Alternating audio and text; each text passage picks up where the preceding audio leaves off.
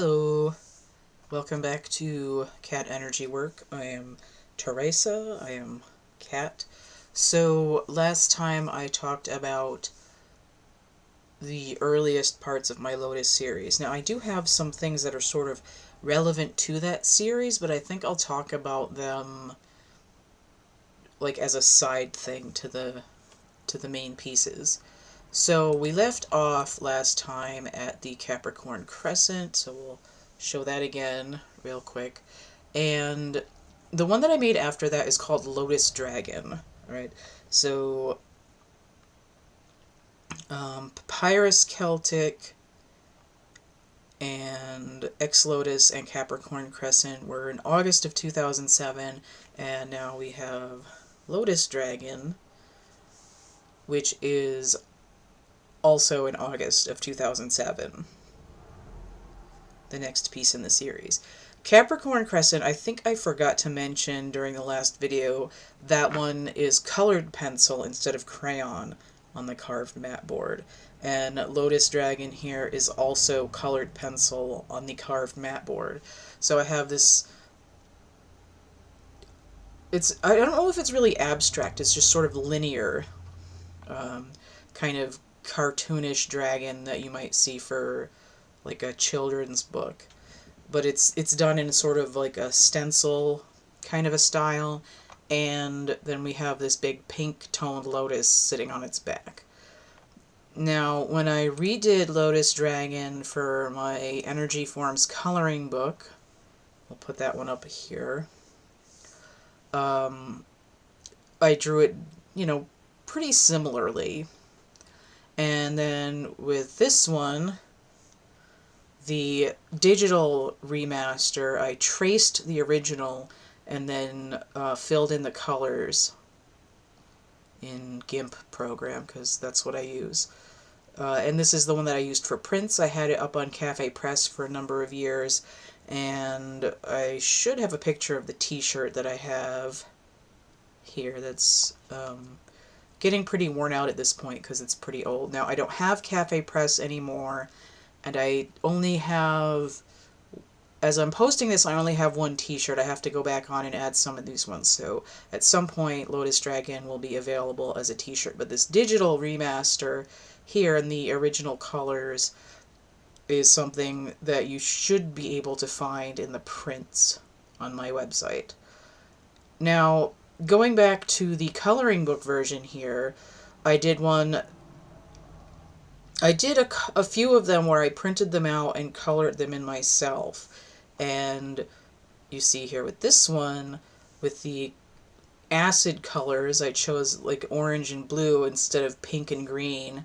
And then I have him sitting on a bed of smaller lotus petals, and we have like energy waves around him. So this one is what I call the acid version. And you can see here that I tiled it into 4 tiles, and that's what I call the acid quad. And I can shrink it up and down, I can make it square, I can make it longer. I've even rotated it diagonally, so I have diagonal versions. And when I've tried different merch and stuff, I've put it on that. So when I did the acid quad, I had some phone cases and such, but I think, I don't think I have that up on my website right now, because I've sort of taken down all these other websites that I've had. So this is what I've been doing with this particular piece. You can see that it's come out in many versions, and that's true of a lot of these works that I've done. I've digitally traced, which I call like remaster or redux, a lot of my psychedelic works, and you'll see that. So the next piece I made is called Egg of Life. We'll get that up on the screen. And this is a piece of canvas board that was rectangular, and I cut it into an equal hexagon. So then I traced a masking tape ring to get my circles to make this. Is this one the Seed of Life? I think it might be the seed of life. But when it's three-dimensional, it's the egg. And if we added another 1 or 2 layers, another 2 ring of circles around the outside, it would be Metatron's cube. So I've done it as a rainbow color palette, and then I've gotten it pastel out towards the border. So this is the original, and I also have a digital remix of this. Here is the original digital tracing. You can see I've got it on a clear ground. It's just, black outline around the original design. And I've filled in the digital color as close to the original painting as possible. And then you can see it as with a solid black background. I also made a version where I nested a smaller one, slightly transparent, over the original. So this is my nested version of the digital, and you can see with this one I've got it as kind of a triptych door arrangement. I've got a cascading version or two, and then I've got it tiled in a short vertical stack and a long vertical stack. It makes it look a little bit like a DNA chain. So that's what I've done with Egg of Life. And here's just a quick look at the sketch for it. So you can see that I was kind of working it out in my head ahead of time. Okay, so the next piece that I did was three-dimensional. So what I did is I took that lotus petal shape and I got some craft foam and cut a little notch in the bottom of the petal and then overlaid it and glued it together to make a slightly cupped petal shape. And I figured out a way to arrange them in 6 rounds of petals and then have them slightly like alternating direction all the way around. And let me show you. This is my original sketch design, and then I did some sort of schematics or maps of the sides. So here is one that I was trying to focus on the number 3 for my pyramid, and the flower was going to go in the middle, so I should just point that out right now. This one I was working with the square with the number 4, and this one I was working with the number 5, and then I have one that I was working with the number 6, so there's one colored in and just some lines. So what I did is I had a friend of mine make me a little wooden tile, or I bought it. I might have bought this one. And then I got some wooden dowels and painted them, and I made a pyramid shape. So here is, I don't actually have very good photos of it, but here is one image of a side of it, and a top view, and just some other views of this pyramid. And here it is in front of the Egg of Life. So with this pyramid, I took thread and little pins and nailed it into those line patterns. And the way that it came out, it wasn't actually that easy to see where all the lines were, because this is kind of what happened to them. And it's harder to see in the images, but you can see more of the threads here, because the thread was also black. So this is my quote-unquote first three-dimensional lotus, and you can see it's pink like the one on the dragon's back. And that is what leads into the next period of stuff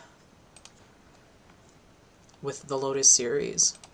I'm going to go on with the 3D for a little bit. So in 2008 and 2009, I worked more with the three-dimensional versions in the craft foam.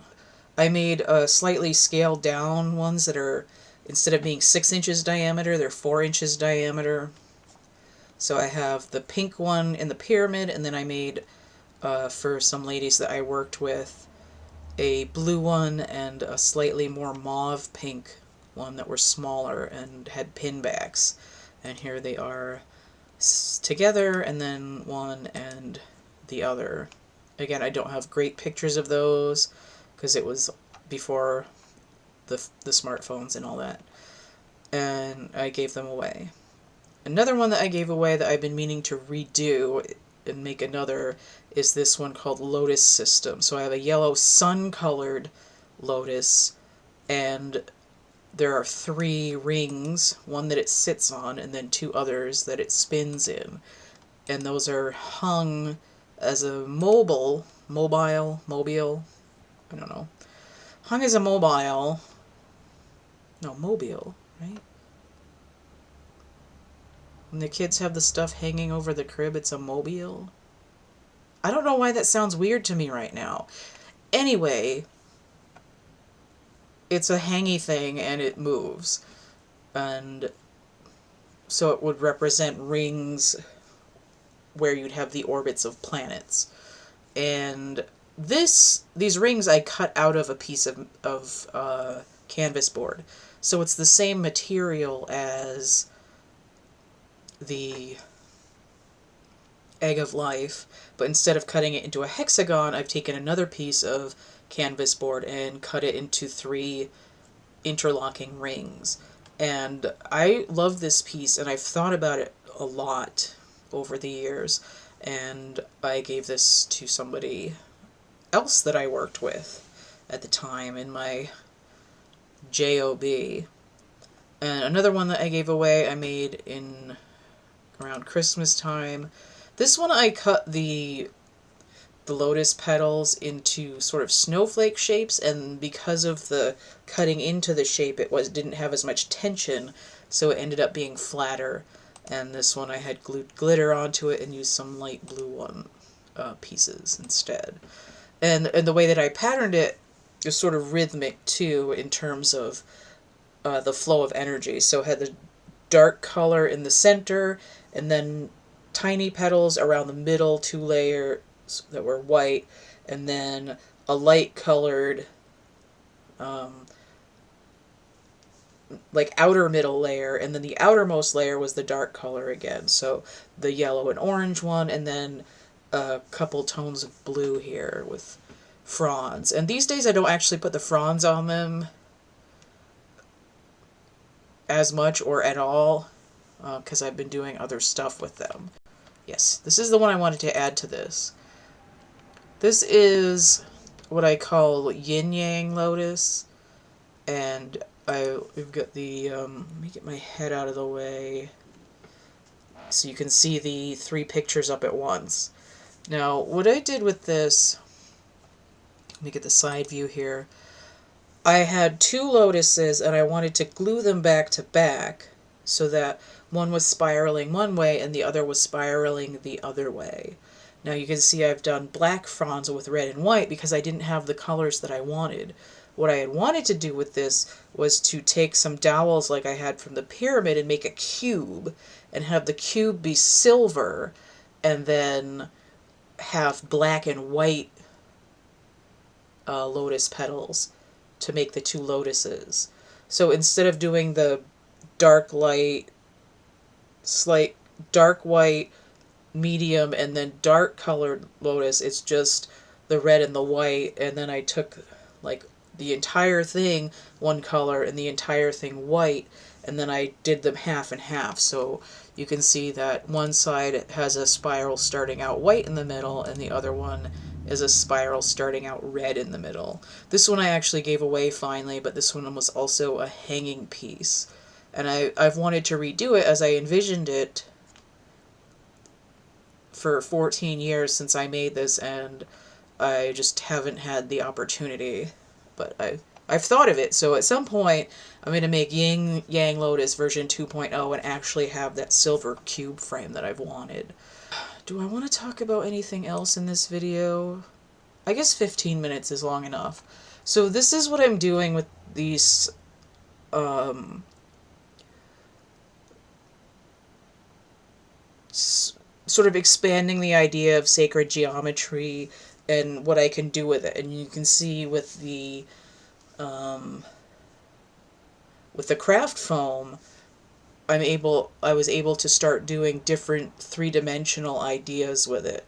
And I've done other things with those since then.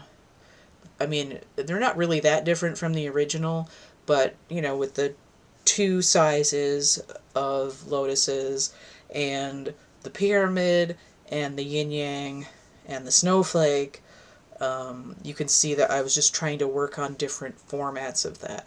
And then the idea of, you know, just a dragon and what it would look like.